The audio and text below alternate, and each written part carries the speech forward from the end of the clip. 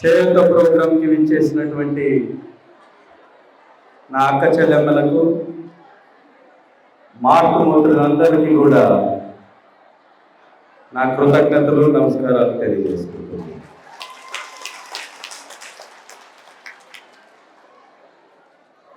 ఇంత పెద్ద ఎత్తున మీ అన్ని కార్యక్రమాలను వదిలేసి మీ ఇంటిలో మీకున్నటువంటి సమస్యల్ని వదిలేసి ఒక మంచి ప్రోగ్రాం జగనన్న గారు చేస్తున్నటువంటి దానికి కృతజ్ఞత చెల్లించడానికి ఇక్కడకు వచ్చినటువంటి మీ అందరికీ కూడా శిరస్సు వంచి నమస్కారం తెలియజేస్తున్నాను.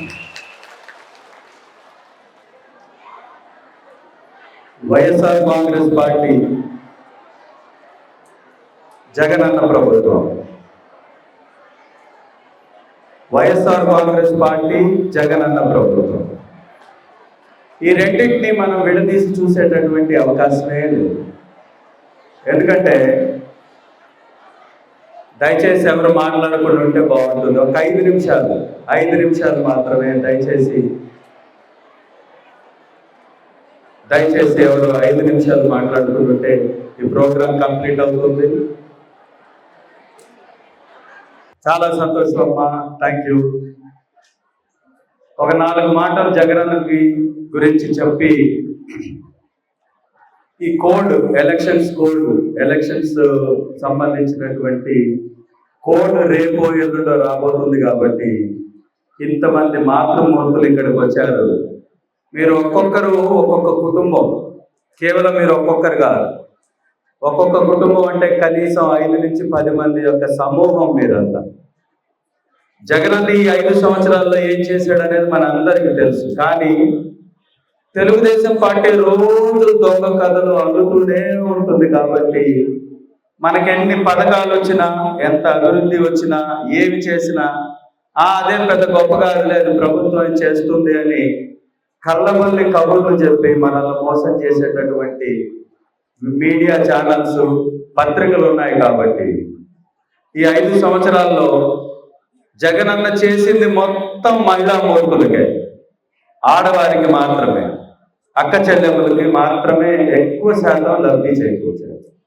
ఎంత లబ్ధి చేకూర్చాడంటే ఆసరా ద్వారా లబ్ధి పొందినటువంటి తల్లులు ఇక్కడ ఎంతమంది ఉన్నారో దయచేసి చేతులు ఎత్తండి. ఆసరా అన్ని చేతులు లేచాయి, దాదాపుగా 70%. అదే చేతులు చేయూత ద్వారా ఇన్ని మొత్తం చేతులు మళ్ళీ లాభం పొందబోతుంది.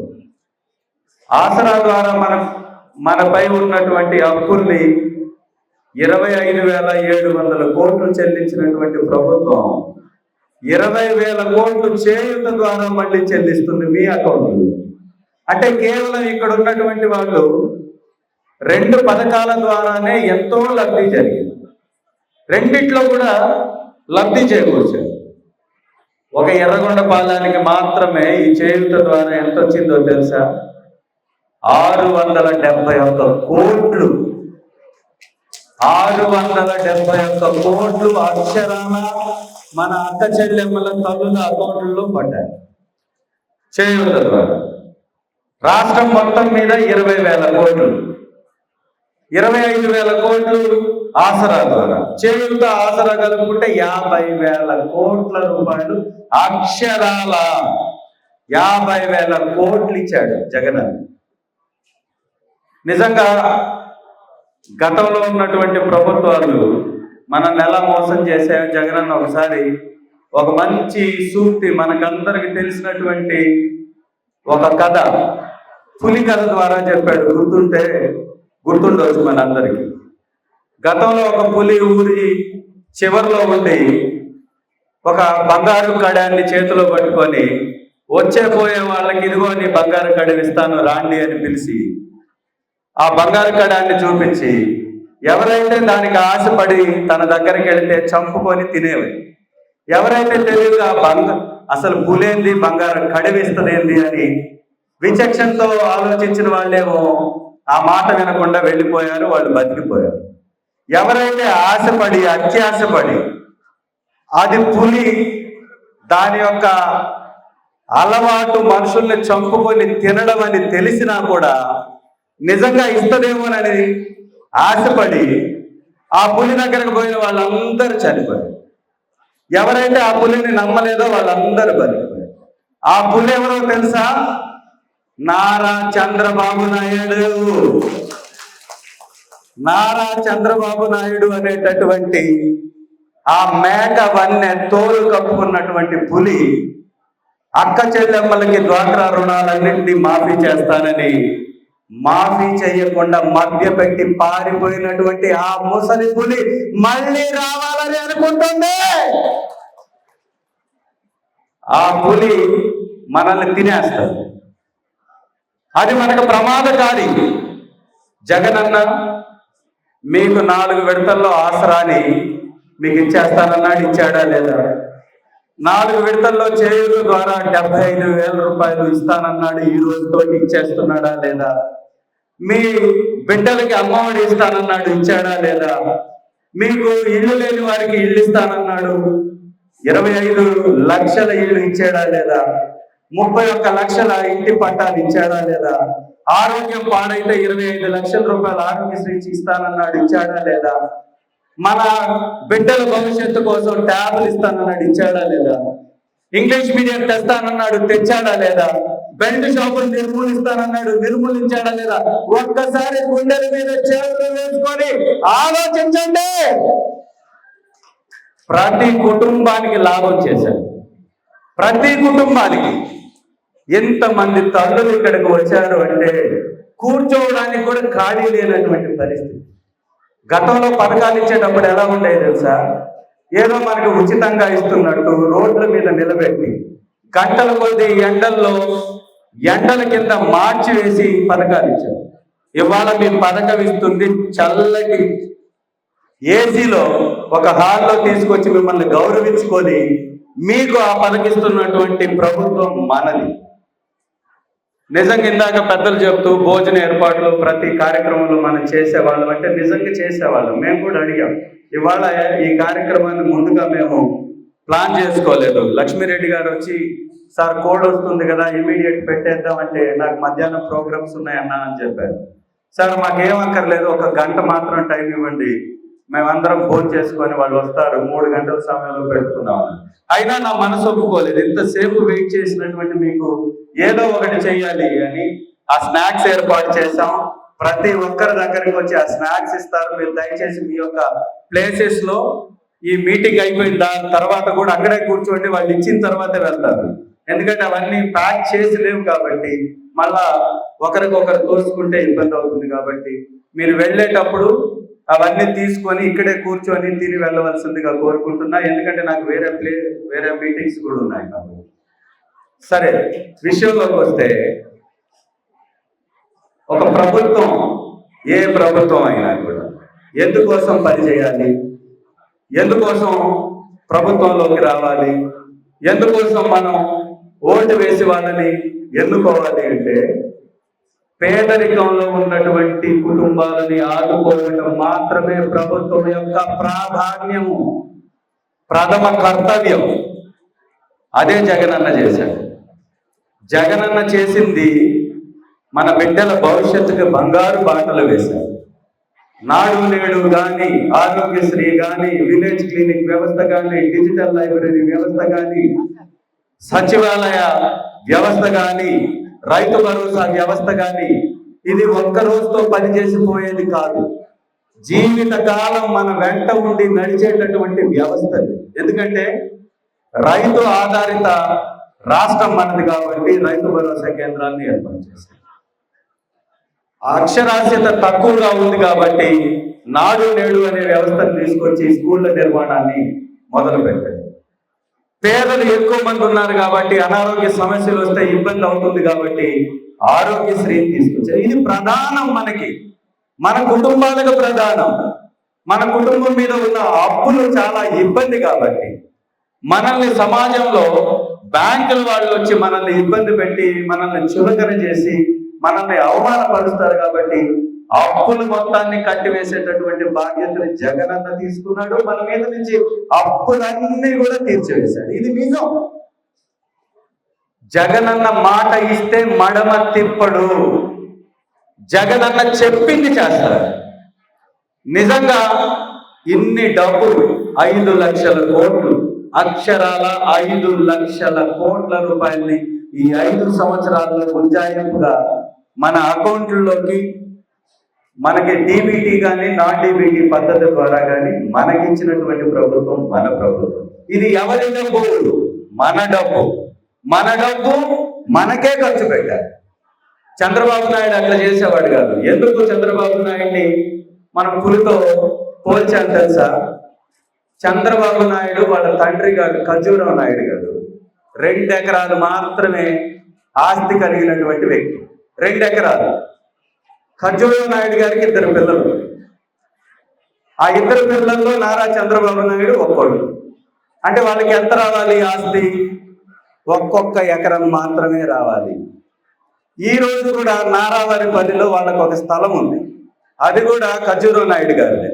అది ఎన్ని సెంట్లు తెలుసా? ఇవాళ మనకి అక్క చెల్లెమ్మలకి 1.5 సెంట్ ఇస్తే దాన్ని సమాధులతో పోలుస్తున్నారు కదా. అది 1 సెంటుకి తక్కువ స్థలం మాత్రమే వాళ్ళ ఇల్లు. అది వాళ్ళ ఆస్తి. మరి వాళ్ళ నారా చంద్రబాబు నాయుడు గారి భార్య గారే భువనేశ్వరమ్మ గారి ఏం పేరమ్మ? భువనేశ్వరే కదా. భువనేశ్వరమ్మ గారే ఒక మీడియా సమావేశంలో మా 2% షేర్లు అమ్మితే 1000 కోట్ల డబ్బు అవుతుంది మాకు హెరిటేజ్ అని ఆవిడే చెప్పింది కదా. అంటే 1000 కోట్ల ఆస్తి చంద్రబాబు నాయుడు ఏ వ్యాపారం చేశాడు? ఒక్కసారి చంద్రబాబు నాయుడు గారి వ్యాపారం ఏంటో తెలుసా? ఏ వ్యాపారం? రాజకీయమే ఆయన వ్యాపారం. చిత్తూరు వారి సొంత ప్రాంతం. గమనించాలమ్మా, ఇది నిజంగా అందరికి తెలియాలి కాబట్టి చెప్తున్నాను. మీడియా ముఖంగా ఎందుకు చెప్తున్నానంటే ఇది వాళ్ళందరికీ కూడా తెలుసు, ఇదేం అబద్ధం కాదు కదా. చంద్రబాబు నాయుడు గారి జిల్లా చిత్తూరు. ఆయన భార్య డబ్బును సంపాదించాను, మేము 1000 కోట్ల ఆస్తి మంతులని చెప్పుకుంటున్నటువంటి వ్యవస్థ ఏదో తెలుసా? హెరిటేజ్ పాల వ్యాపారం. చిత్తూరులో ఒక డైరీ ఉండేది, పాల కేంద్రం. ఈ రాష్ట్రంలోనే అత్యంత లాభాలలో ఉన్నటువంటి పాల కేంద్రం చిత్తూరు డైరీ. చంద్రబాబు నాయుడు అధికారంలోకి రాకముందు చిత్తూరు డైరీ లాభాల్లో ఉంది. చంద్రబాబు నాయుడు అధికారంలోకి వచ్చిన తర్వాత చిత్తూరు డైరీని కాస్త అప్పులతోటి మూసివేశారు. ఇది అందరికి తెలుసా మీకు? చిత్తూరు డైరీ గురించి ఎంతమంది తెలుసు? చిత్తూరు డైరీ ఎంతమంది? చిత్తూరు పాల కేంద్రం గురించి ఎంతమందికి తెలుసు? చంద్రబాబు నాయుడు రాకముందు చిత్తూరు పాల కేంద్రం లాభాలలో ఉంటే చంద్రబాబు నాయుడికి ఒక కుట్ర పన్నాడు. ఒక మంచి ఆలోచన వచ్చింది. డబ్బు సంపాదించాలంటే ఈ డైరీని మనం దక్కించుకోవాలని ఒక ఆలోచన వచ్చేసింది. ఆ ఆలోచనలో భాగంగా మెల్లమెల్లగా అక్కడ ఉన్నటువంటి అధికారులను ఉపయోగించుకొని చిత్తూరు డైరీని మొత్తాన్ని నష్టాల ఊరిలోకి నెట్టివేసి దాన్ని మూసివేశారు. ఆ మూసివేసినటువంటి డైరీ చంద్రబాబు నాయుడు పరిపాలించినంత కాలం మూత వేసే పడి ఉండేది. ఇవాళ జగనన్న వచ్చిన తర్వాత మళ్ళీ చిత్తూరు డైరీని ఆమూలనే వ్యవస్థకు అప్పచేసి మళ్ళీ దాన్ని ఓపెన్ చేసినటువంటి చరిత్ర జగనన్నదే. ఈ చిత్తూరు డైరీ మూసివేసిన తర్వాత ఏం చేశాడంటే చంద్రబాబు నాయుడు హెరిటేజ్ అనేటటువంటి ఒక డైరీ పెట్టాడు. ఆ హెరిటేజ్ డైరీ ద్వారా ఈరోజు 1000 కోట్ల రూపాయలు సంపాదించాడంటే ఇదంతా ఎవరి డబ్బు? చిత్తూరు డైరీ ప్రజల డబ్బు. ఆ డబ్బు మొత్తం నొక్కి వేశాడు చంద్రబాబు. ఇది ఒక కళ. ఇతను బినామీ ఉన్నాడు, ఇంకొకతను రామోజీరావు. టీవీలు పెడతాడు, చిట్టి వ్యాపారాలు పెడతాడు, పచ్చళ్ళు అమ్ముతాడు. ఈ 3 వ్యాపారాల్లో వేరే వాళ్ళకి ఎవరికి కూడా లాభాలు రావు, వీళ్ళకి మాత్రం కోట్ల లాభాలు వచ్చేస్తాయి. ఎలా సాధ్యం ఇది? ఇంకొక బినామీ ఉన్నాడు, నారాయణ. ప్రభుత్వ స్కూళ్ళు మొత్తాన్నేమో మూసివేస్తారు. ప్రభుత్వ స్కూళ్ళలో ఉద్యోగస్తుల్ని పని చేయాల్సిన అవసరం లేదు, ఉపాధ్యాయులని పక్కన పెట్టేస్తారు. ప్రభుత్వ స్కూళ్ళలో విద్య లేదు అని నిరూపించే విధంగా ప్రయత్నం చేస్తారు. పేదల దగ్గర ఉన్నటువంటి డబ్బును మొత్తాన్ని కొట్టివేయడానికి నారాయణ చైతన్య స్కూళ్ళని తీసుకొచ్చేస్తారు. మనం సంపాదించిన డబ్బంతా పిల్లల మీద పెట్టాలని మనం అనుకుంటాం కదా. సగం డబ్బేమో ఈనాడు పత్రికకి, లేకపోతే ఈనాడు పచ్చళ్ళకి, ఈనాడు రామోజీరావుకి సంబంధించినటువంటి వ్యాపార సంస్థలకి సగం డబ్బు పోవాలి. సగం డబ్బేమో చదువుల పేరుతో నారాయణం, చైతన్యం సగం లాక్కెళ్ళిపోవాలి. ఉన్నటువంటి వ్యవస్థలు ఏవైతే ఉంటాయి అవి సుజనా చౌదరికి సగం, సీఎం రమేష్ కి సగం, ఆయన పక్కన కాళ్ళు ఉండే వాళ్ళకి సగం, గ్రామాలలో మన పీక నొక్కే వాళ్ళకి సగం, నీరు చెట్టు మట్టి ఇవి వాళ్ళ పథకాలు. మనం అమ్మఒడి, విద్యాదీవెన, ఆసరా ఇది మన పథకాలైతే వాళ్ళే మాత్రం నీరు చెట్టు మట్టి. నీరు పేరుతో దోచేస్తారు, తాగడానికి ఒక నీళ్లు కూడా ఈ ప్రాంతానికి ఇవ్వాల. చెట్టు పేరుతో దోచేస్తారు, ఎక్కడ చెట్లు వేసినవి కనపడవు. మట్టి పేరుతో దోచేస్తారు, అక్కడ ఉన్నటువంటి భూమిని దున్నుతారు, ఆ భూమి అక్కడే ఉంటుంది, దాన్ని దున్నినందుకు డబ్బులు కొట్టేస్తారు. అంటే కోట్ల రూపాయల డబ్బు మొత్తాన్ని స్వాహా చేసేస్తారు తప్ప మనకి ఇవ్వరు. కేవలం మనకి ఇచ్చేది ఏంటో తెలుసా? ఆ ఎలక్షన్స్ రోజు మనకి ఇంటికి వచ్చి మన ఓటును కొనుక్కోవడానికి మాత్రమే ఖర్చు పెడతారు. ఇది వారు తెలుగుదేశం వాళ్ళు చేసేటటువంటి రాజకీయం. దీని వల్ల మన భవిష్యత్తు పాడవుతుంది తప్ప మనకేం లాభం జరగదు. ఇది వారి విధానం. అయితే జగనన్న విధానం ఏంటో తెలుసా? నిన్న మీటింగ్ లో కూడా చెప్పారు.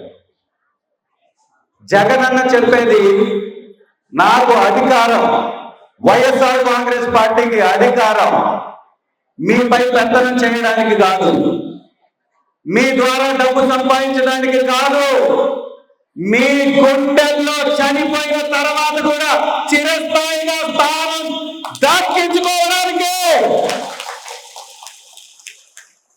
మీ కుటుంబానికి సేవ చేయడానికి అధికారం కావాలని కోరుకుంటున్నాం.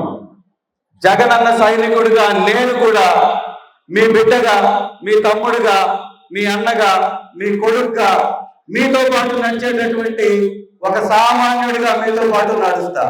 మీకు సేవ చేసుకునే అవకాశం కల్పించవలసిందిగా మీకు సవినయంగా మనవి చేసుకుంటూ, మీరు వేసేటటువంటి ఓటు ఈ ఎర్రగొండపాలెం గడ్డ అభివృద్ధికి మనపోవాలని,